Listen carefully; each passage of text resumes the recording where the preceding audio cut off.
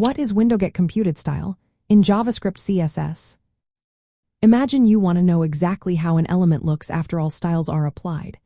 Maybe you want to animate it or adjust its position based on its size. That's where window.getComputedStyle comes into play. This method is part of the JavaScript window object and helps you see the final styles that the browser has calculated for an element. It's like asking the browser, "Hey, tell me the real styles you see right now for this element." When you use window.getComputedStyle, it gives you a live object that contains all the CSS properties after the browser has processed all the style sheets, inline styles, and inherited styles. This means if a style changes dynamically, the object updates automatically. It's perfect for understanding how an element actually appears on the page, not just what you set in your CSS or inline styles. The method takes two arguments. The first is the element you want to check. The second is optional and is used if you want to see styles of a pseudo-element like before or after.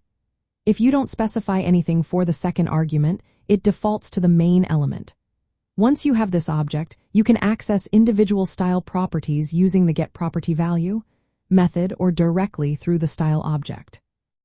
For example, if you want to know the width of an element, you can ask for the computed style and then get the width property.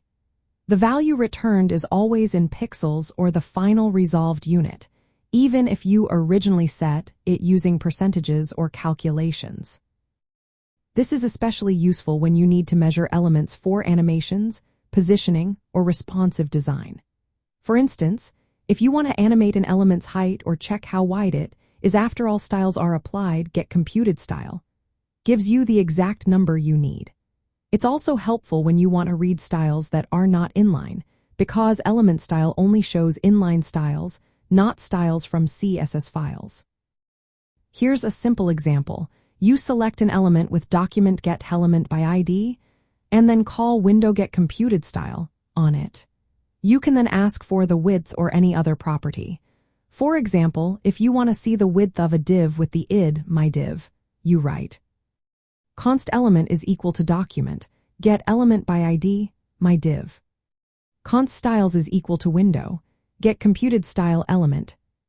Const width is equal to styles getPropertyValue width.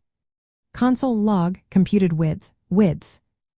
This will show you the actual width in pixels, including any styles applied through CSS rules or inherited styles.